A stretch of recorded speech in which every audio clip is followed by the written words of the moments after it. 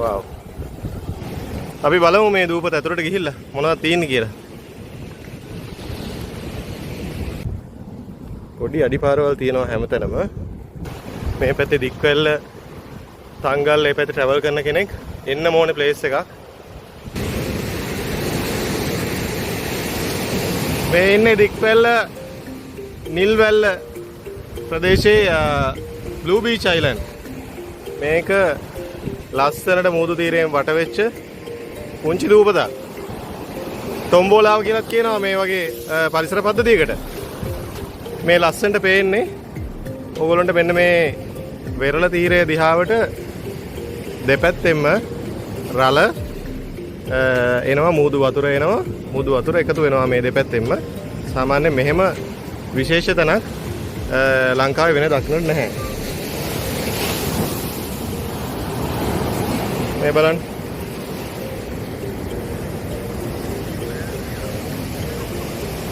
මේ ඊටාම ලස්සනට මේ පැත්තෙනුත් මුහුදු රළ එනවා අනිත් පැත්තෙනුත් මුහුදු රළ එනවා. මේ වට වෙච්ච දූපතක් තමයි මෙතන තියෙන්නේ. අපි බලමු ඉස්සරහට ගිහිල්ලා මේ ගල්පරත් එක ලොකු රළ සාමාන්‍යයෙන් අඩි 5ක 6ක රළ ගහනවා මෙතනින්. මේ ලොකු රැල්ලක් එනවා. මේ පැත්තෙන් රැල්ල අඩුයි ගල්පර නැති නිසා.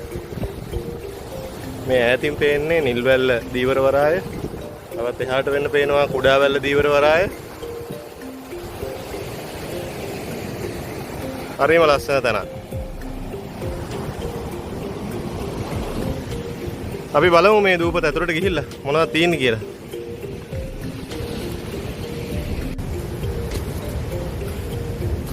මේ දැන් මේ දූපත ඇතුළෙන් අපි ගමන් කරමින් ඉන්නේ එහා පැත්තට යන්න.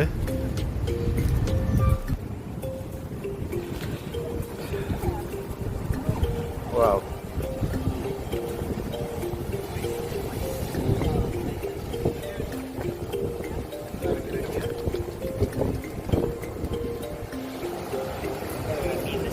මාරම ලස්සන view එකක් තියෙන්නේ.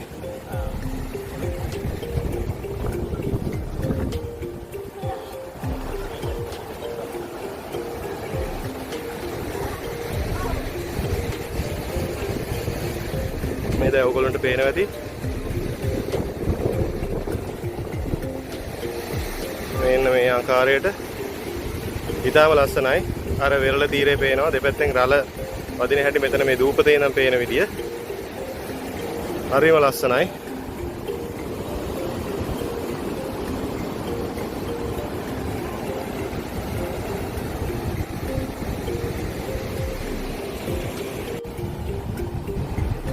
අපි දැන් මේ දූපත මැද්දෙන් එහා කෙළවරට යන්නයි බලන්නේ. මේ වටේම ලොකු වැටකේ පඳුරේ ආයක් තමයි පේන්න තියෙන්නේ. අපි බලමු පාර දිගේ ගිහිල්ලා වැටිලා තියෙනවා අඩිපාරක්. එහා පැත්ත මොන වගේද කියලා.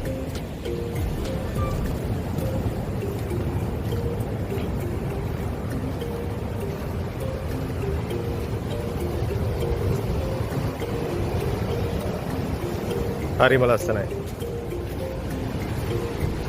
මේ පැත්තේ දික්වැල්ල තංගල් මේ පැත්තේ ට්‍රැවල් කරන කෙනෙක් එන්න ඕනේ ප්ලේස් එකක්.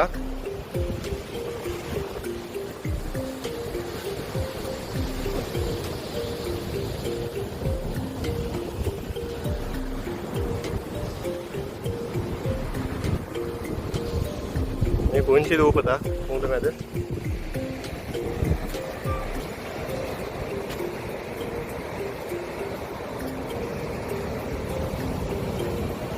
හරිය ටිකක් රළපාර සැර වැඩි. මොකද මේ ගල් තියෙනවා ගොඩක්.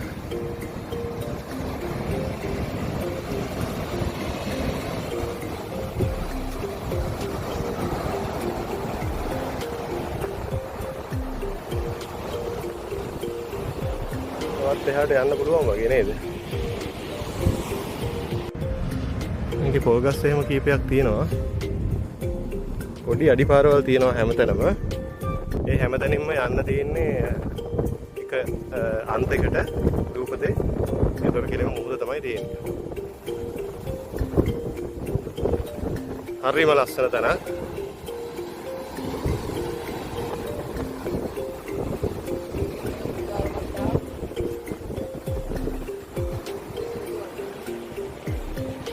පොඩි පක්ෂීනුත් ඉන්නවා.